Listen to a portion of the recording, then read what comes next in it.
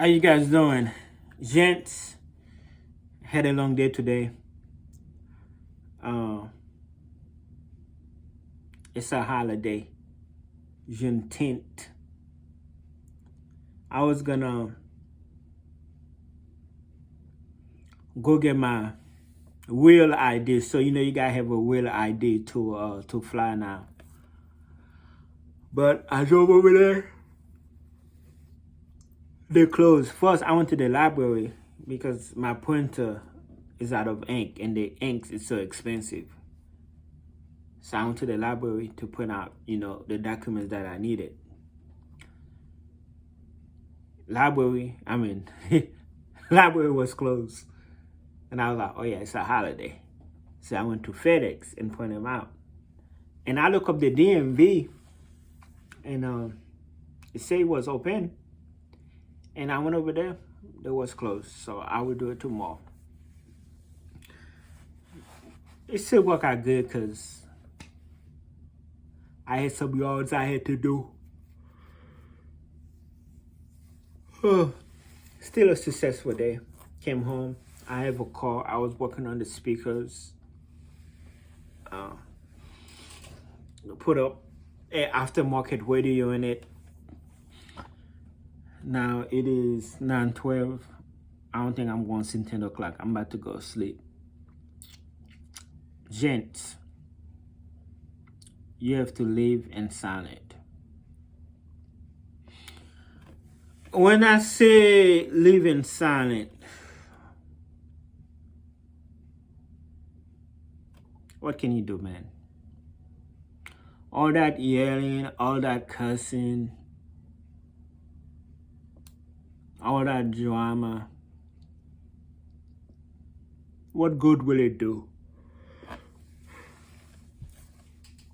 When I say live in silence, I also mean, let them go in silence, same thing.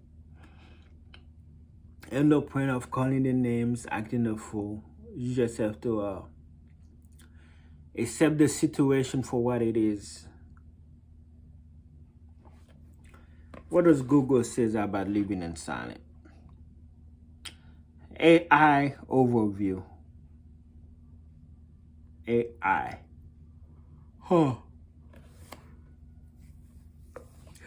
Living silently can be a powerful way to disengage from a situation, often conveying a message of strength and closure without needing to engage in further discussion or conflict.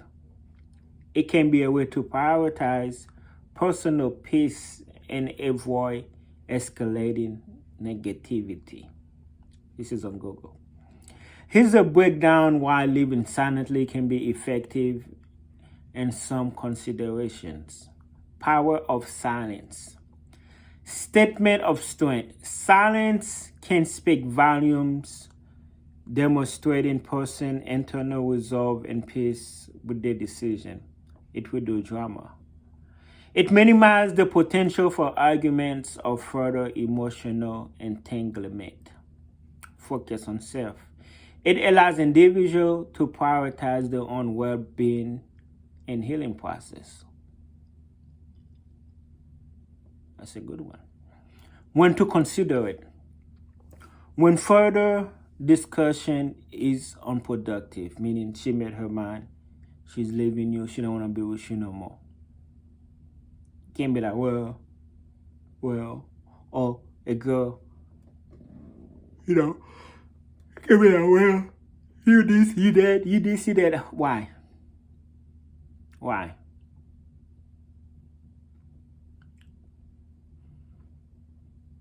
If past interactions have been heated or unproductive, silence may be the best approach.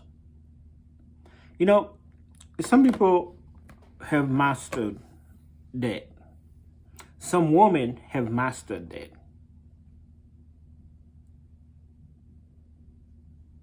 Us gentlemen, we need to master that. I know women, I've seen it. The men will. Yeah. Ooh, that's scary. She just Look at him. That's scary. I ain't scared of the man. I'm scared of the woman. She just look at him or she just quiet. Don't say nothing. You know how scary that is? If you ever going in at a woman and she don't say nothing, she just look at you. She ain't weak, man. It's not that she's weak. She's either sparing you or she already have something cooking for you.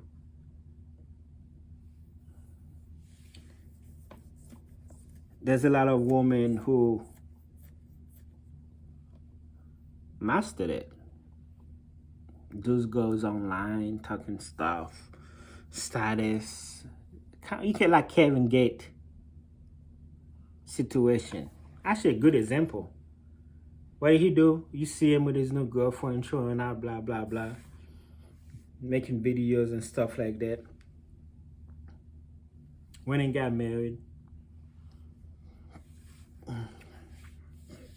And now divorced. What have we heard from Draca? Nothing. Is Draca been celibate since Kevin Gate? I highly doubt it. But we don't know who she's sleeping with. We don't know who she's talking to. We don't know nothing. Based on her Instagram, we'll think nobody touching that. Trust me, somebody's touching that. Could be me. I don't know. I'm not the type of person that like to talk. So that's actually a good example, gents. The Draca and Kevin Gate situation. We need to be like Draca. Because we just need to be quiet. People don't need to know what's our next move is, what are we doing with the breakup, what are we doing, who we're sleeping with, who we're not sleeping with, who's doing this, who's doing that. People, let them guess.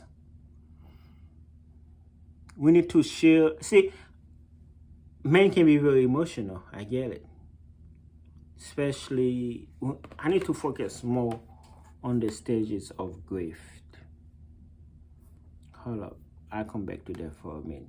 Stages of grief. AI overview. Okay.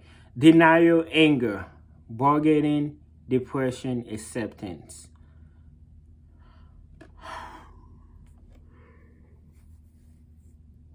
Anger.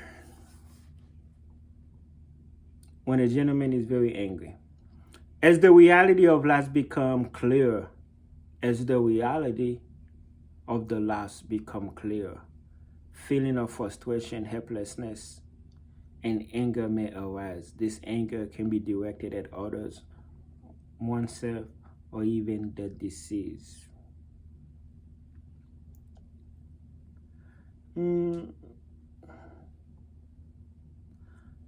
Is it anger, bargaining, decision for trying to negotiate with a higher power or with oneself to undo the loss? What if only know? Depression, the stage is when, like you really said, acceptance. This is not necessarily a happy stage, but it's a stage of acknowledging the reality of the loss and begin to adjust life without the person. Denial. What? I don't know.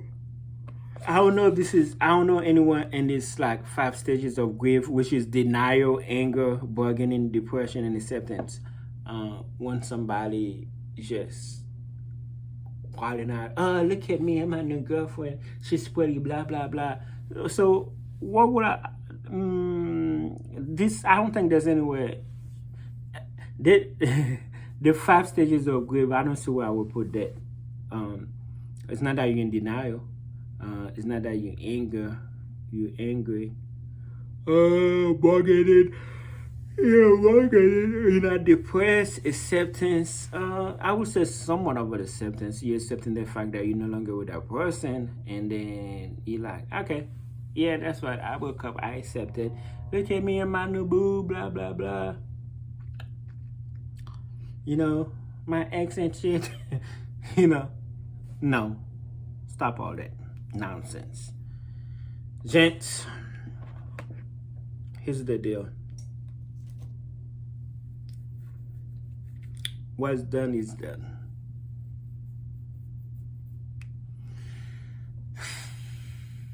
What's done is done.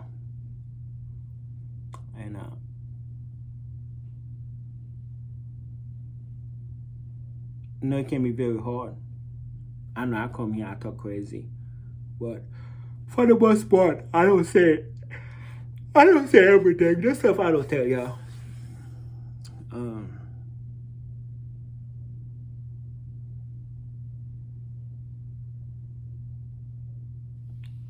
Just leave, LEAVE, like bye-bye, silently, and just leave. Sound like I'm saying both different words, same way. LIVE meaning like you living life silently. All right. Hope this video helps y'all, gents.